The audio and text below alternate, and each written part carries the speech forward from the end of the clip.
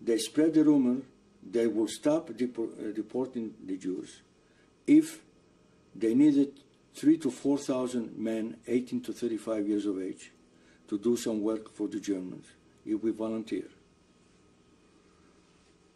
And as a matter of fact, this rabbi was an Austrian rabbi, Dr. Koretz, which I forgot the other man over there, maybe you remember the name better. They came to our area and they held a meeting asking us we should volunteer to work for the Germans. And of course we refused. So a couple of days later, the Greek police surrounded the area and they were not successful getting as many men as they needed. So a few days later, the German soldiers surrounded the area. And then they went from house to house and they took the men. And after they took all the men, then they sent it to different areas to work. Now, and then there is where the partisans got in touch with me. So what area were you sent to? I was sent to Lianokladi. Where's that in Greece? Lianokladi is between Athens and Thiva. And every morning we'll go on an open boxcars on the train. And the train will take us all the way to the mountain. The locomotive will leave. And we'll come in the evening after we fill all the boxcars with gravel. And that gravel, they use it for the railroad, to enlarge the railroad stations. Now, my job, as I mentioned to you before, with my father's blessing, was always behind me. From so many men that we were working over there, they chose me to be a water boy. And the water was a mile away from where we were working. And they let me go all by myself, no soldiers, just alone, with 2 pail of waters, go to the mountain, fill it up with water, come back, distribute the water to each worker, go back again. And then one day, the partisans were there. The partisans were there. And they told me, hey, you're all by yourself. Nobody's looking at you. Why don't you come with us? I said, oh no, how can I go with you? My family is in Saloniki. They're waiting for me. And as a matter of fact, we were writing letters to our families with the idea they are there. He says, your families are gone. They're taken to Poland. They're killing them. I couldn't believe it. Nearby was a very small city, you know. Before coming down with the water, I used to go down there and knock each door and fill it up a big sack with bread, cornbread, everything. We're farmers. And they used to tell me, why don't you stay with us? Don't go back. But we were naive. We didn't know. Were there Jews, though, that escaped from Lianokladi? One escaped, no. I think there were 3 or 4. But one escaped, which they caught him on the train right before Athens. What was his name? I forgot. But he was executed there. They shot him. They kept him alive for a week. Food and everything. And then, one Sunday, there were a lot of non-Jews laborers over there. And they gathered everybody, they put a big show, the Germans. And they executed him. But there were 3 more, and I forgot their names. That they escaped and they didn't call them. Mm-hmm. And how long were you in Lianokladi for? In Lianokladi, I think we were around maybe 4 or 5 months, something like that. And then after Lianokladi, they brought us back to Voronezh, and at that time is when we realized and found out. And as a matter of fact, when they brought us back, with me there were two other musicians in this labor camp, and we came back. What were their names? One was Alcher, I forgot. It's been so many years. So anyway, the one, as soon as we came into the camp, and we were waiting over there, there was one guy, his last name was Hassan. He was a collaborator with the Germans. And he spotted me. He knew me from the club. They played the accordion. And the other two. And he says to the men that were working with him, take these three men out, take him to the shower, give him clothes, and bring him to my office. So we did this. We come to the office. We're talking about it. And he says, where are your instruments? He says, I said myself, my father gave the accordion to one of the Gentiles, because at that time in Greece, everybody was hoping that we are coming back. And some of they have good Greek friends, you know, and some they give some good, valuable things to them to hold it till they come back. So as the other one, well, use it. So he says to the man, why don't you take these three men with you, go to the city, and let them get the instrument, and come back. Now, so Vidal Hassan instructed you or encouraged you to go back to get your instruments, and then what happened? So with that man, we went together, and we came to the center of the city, and he said to us, listen, fellas, right now is that time. Each one of you go on your own, pick up your instruments, and at 3 o'clock we're going to meet over here. And stupid enough, each one of us, when I pick up the accordion, and we come back, and the man was not there, and we waited for him. We could escape, we could go any place we wanted. So the man came back, and we came back to Voronezh, and we were playing every night for Vidal Hassan. And as I said before, then we learned there's no Jews left in Saloniki, until one day we noticed that they brought the Spanish Jews. And what they did with us also, they sent a word to the head of the Spanish Jews that they should gather together in the synagogue Saul. Only the head of the families that they wanted to talk to. So they went over there, and as soon as everybody was over there, the German soldiers, they surrounded the synagogue, and they brought them to Voronezh. After they brought them to Voronezh, they took one head of the household with a soldier to go to their homes and bring back their family and whatever belongings they could bring along. Once they were in the Voronezh, everybody, they told them they are going to send them to Spain because they were Spanish citizens. And they told them, leave you, of course, when everybody puts the best things in the suitcase, the Germans, they knew they must have some gold and things like that. They said, put this in that room, we're going to guard it for you. Just take only whatever cash you have with you.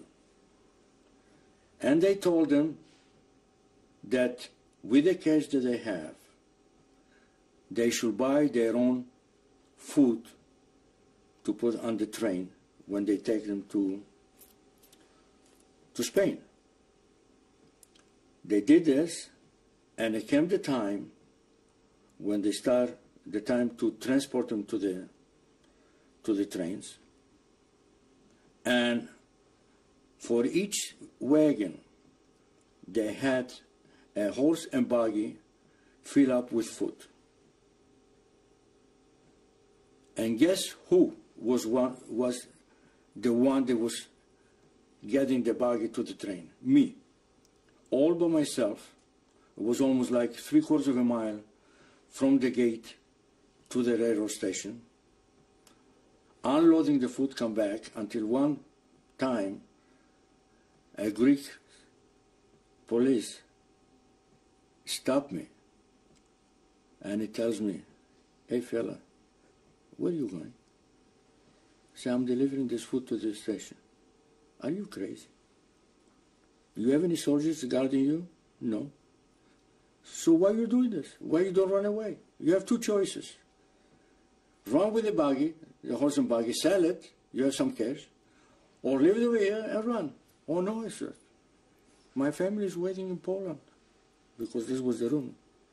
This was the stupidity that all the Jews, we acted so stupid in these days. Until came the time that they wanted to evacuate the rest of the Jews who were over there in Voronezh, and they put us on the telecars. Now, from the time we left Saloniki till before Austria, the doors of the cars, they were both open. They were only 5 German soldiers guarding close to 4,000 men and a few women, because in the meantime they had a few women that they caught them, they were hiding, you know. But for us, close to 4,000 men, 5 German soldiers. I had my instrument, the accordion. The other guy had the saxophone. We were playing and singing like we were going to a picnic. When the train will stop for a certain reason, they let us go down, free, and go back to the cars. Until we arrive before Austria, then they lock the cars until we arrive, which we found out later, in Birkenau. When we arrived over there, it was in the middle of the night. Meantime, in order to do our things, urinating, things like that, which they didn't have nothing over there, we opened with our knives a hole and the train in the bottom. We used to do that. So when we arrived at the middle of the night in Birkenau, we found out it was Birkenau. They opened the doors and they told us to come out and line up in line of 2. And we came in front of a soldier, of an officer, and one to the right, one to the left, whatever. And to one side, there were trucks with a Red Cross sign. When the selection was finished, and the trucks left, and we are marching, incidentally, we marched only 231 people. And I was the lucky one within the 231. As we are marching, and the soldiers that were with dogs in there, and they knew that we came from Greece, and Greece was famous about tobacco. They were asking cigarettes, and meantime we knew a little bit German here and there, what here and there. We asked them, where are the people went by the truck? He said that these 2 officers, they knew that you were working for the German army. And they sent these people to a different camp, to a different place for relaxation. And you guys, you're going to the city. See these lights over there? That's the city where your family is. They're waiting for you. As we came close to the lights, we saw the barbed wire and the gate, and we realized that is no city. And we went through one barrack, taking all the clothes out, and if they saw they have a watch or a ring, they took it out. And then we went to another barrack, and they put the number over here, which incidentally my number is 137,078. And they shave the hair from all our body. They give us a piece of soap. We took a shower, and they give us some clothing, which like uniform, blue, white stripe. We have to exchange each other because one was too small, too big, and things like that, until it was daylight. When it came daylight, we were all in one area over there, and all of a sudden we heard some Spanish-speaking people from the other side of the barbed wire, and they happened to be people from Saloniki. And one of my friends, a musician, asked them where these people went last night with the trucks. So one of the guys, he points out, you see over there? The smoke? That's where they are. That man went berserk. You telling me that my wife and children, which they were taken before, you know, they are there? He was so berserk, and meantime there were some couples over there ready to hit you. They start hitting him, and they killed him. They didn't stop until the man was dead. Do you remember his name? No. I don't remember. This is the saxophonist? Huh? He played the saxophone, this man? No, he played the piano. He played the piano. And as a matter of fact, that man found out after we were in Voronezh, after we came back from the work camp, that his daughter married my cousin. So anyway, meantime, we finish everything, and they take us from that camp in Birkenau to another. They said they're going to take us to a quarantine lager. Okay? As we are going out from the camp, I saw a girl open the gate, and she used to be my neighbor. Her maiden name was Desi Aruch, and her brother was with me in a labor camp in Greece. Her first question was, she asked me, where is my brother? I said, your brother went with the truck last night. So she covered her face, and the only thing she told me, your mother is alive. She's in the camp. We went to the quarantine lager. After being over there for 2 weeks, so the brothers back again to the same camp, because the German they were clever. Even if they took you to the gas chamber, they would pretend they are transferring you to another camp. And they will have the system for disinfection, because meantime we had lice in our clothing, you know. And so they brought us back to that camp, and she was at the door, at the gate, and she told me, Sam, your mother, they didn't take her to work today. She's over here. I'm going to call her so you can see her. So we went through the disinfection, and we were in line to march out, and I saw my mother standing with I was engaged at the time in Greece, and my fiancée was with her. Her name was Ida Cazorla.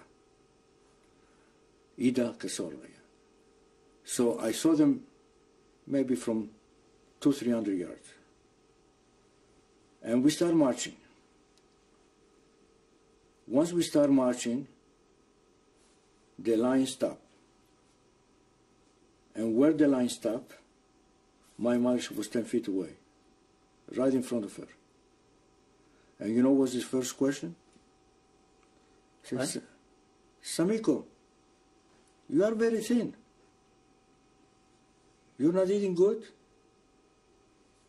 With all this, she's in a death camp, and she's asking me that I don't look good.